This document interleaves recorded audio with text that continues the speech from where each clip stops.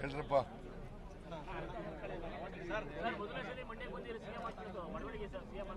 ಒಬ್ರು ಕೇಳಿ ಯಾರಾದ್ರೂ.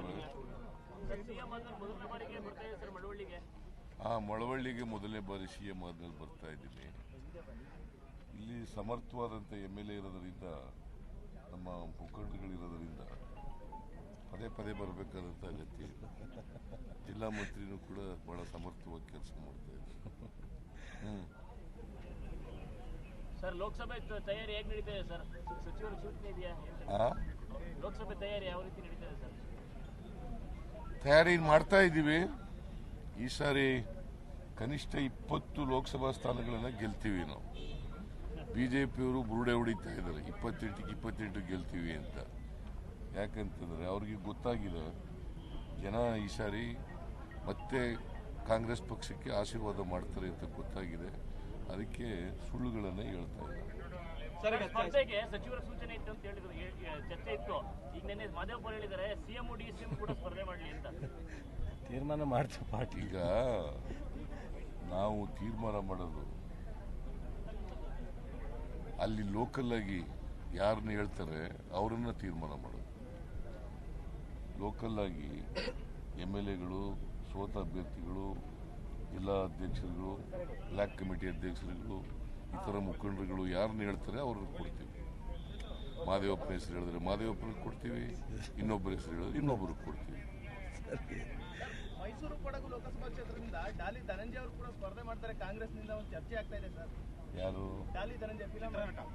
ನಂಗೆ ಗೊತ್ತಿಲ್ಲಪ್ಪ, ಅದೇ ನೀವೇ ಹೇಳ್ತಾ ಇರೋದು. ನನಗೆ ಗೊತ್ತಿಲ್ಲ. ನಮ್ಮ ಪಾರ್ಟಿಲಿ ಅದ್ರ ಬಗ್ಗೆ ಚರ್ಚೆ ನನಗೆ ಗೊತ್ತೂ ಇಲ್ಲ, ಚರ್ಚೆನೂ ಇಲ್ಲ, ಆ ತರದ್ದು ಇಲ್ಲೂ ಇಲ್ಲ. ಸರ್, ಬಾರಿ ಮೈತ್ರಿಯಿಂದ ನೀವು ಬಿಜೆಪಿ ಎದುರಿಸಿದ್ರಿ, ಈ ಬಾರಿ ನೀವೇ ಸಿಂಗಲ್ ಆಗಿ ಮೈತ್ರಿ ಎದುರಿಸ್ತಾ ಇದ್ದೀರಾ ಸರ್? ಇಲ್ಲಿ ಈಗ ಒಂದೇ ಪಕ್ಷ, ವಿರೋಧ ಪಕ್ಷ ಇರೋದು ಎರಡಿಲ್ಲ. ಈಗ ಒಂದೇ ಒಂದು.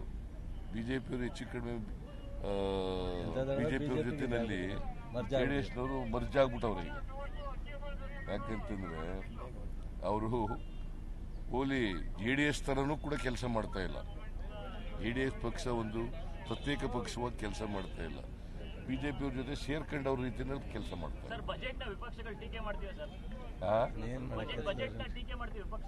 ಯಾರು?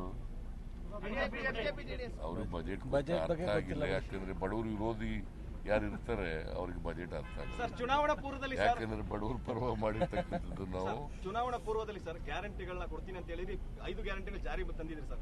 ಲೋಕಸಭಾ ಚುನಾವಣೆಗೂ ಇದೇ ಅಂಶಗಳು ಇಟ್ಕೊಂಡು ಹೋಗುವಂತದ್ದು ಅಥವಾ ಹೇಗೆ ಸರ್? ಇವತ್ತು ಕೂಡ ಅದು ಒಂದೇ ಮಾಡಿಲ್ಲ. ಗ್ಯಾರಂಟಿಗಳನ್ನು ಕೂಡ ಜಾರಿ ಕೊಟ್ಟಿದ್ದೀವಿ. ಅದರ ಜೊತೆಗೆ ಇನ್ಫ್ರಾಸ್ಟ್ರಕ್ಚರ್ ಡೆವಲಪ್ಮೆಂಟ್, ರಾಜ್ಯದ ಸರ್ವತೋಮುಖ ಅಭಿವೃದ್ಧಿ ಕೂಡ ಒತ್ತು ಕೊಡ್ತಕ್ಕಂಥ ಕೆಲಸ ಮಾಡಿದ್ದೀವಿ. ಸರ್, ಸುರೇಶ್ ಅವರು ಹೇಳಿದ್ದಾರೆ ಸರ್, ಕೇಂದ್ರದಿಂದ ತೆರಿಗೆ ಹಣ ಬಂದ್ರೆ ಇನ್ನು 3,000 ಜಾಸ್ತಿ ಮಾಡಬಹುದು ಅನ್ನೋದು ಕೂಡ ಹೇಳಿದ್ದಾರಪ್ಪ. ಈಗ ನಮಗೆ 1,87,000 ಕೋಟಿ ನಷ್ಟ ಆಗಿದೆ. 1,87,000 ಕೋಟಿ ಅದು ಬಂದ್ರೆ ಇನ್ನು ಹೆಚ್ಚಾಗಿ ಮಾಡಬಹುದಲ್ವಾ? 2,000 ಜೊತೆಗೆ ಅಡಿಷನಲ್ 3,000 ಅಂತ ಅವ್ರು ಸುಮ್ಮನೆ ಹೇಳಿದಾರೆ ಅಷ್ಟೇ. ನಾವು ಇನ್ನು ಅರ್ಥ ಕೊಡ್ತೀವಿ ಅಂತಲ್ಲ. ಸಮಾವೇಶ ಆಯೋಜನೆ ಮಾಡಿದ್ರಿ ಎಲ್ಲ ಕಡೆ, ಎಲ್ಲ ತಾಲೂಕಲ್ಲೂ. ಈ ಸಮಾವೇಶದ ಮೂಲಕ ಎಲ್ಲ ಒಂದ್ ಕಡೆ ಸಿದ್ಧತೆ ಆರಂಭ ಆಗ್ಬಿಡ್ತಾ ಚುನಾವಣೆದು ಅಂತ ನಿಮ್ಗೆ ಅರ್ಥ ಆಗಲ್ವ? ನಿನ್ನ ಇದು ಕ್ವಶನ್ ನಲ್ಲೇ ಅರ್ಥ ಎಲ್ಲ ಕಡೆ ಮಾಡಿದ್ರು ಇದೆಯಲ್ಲಪ್ಪ.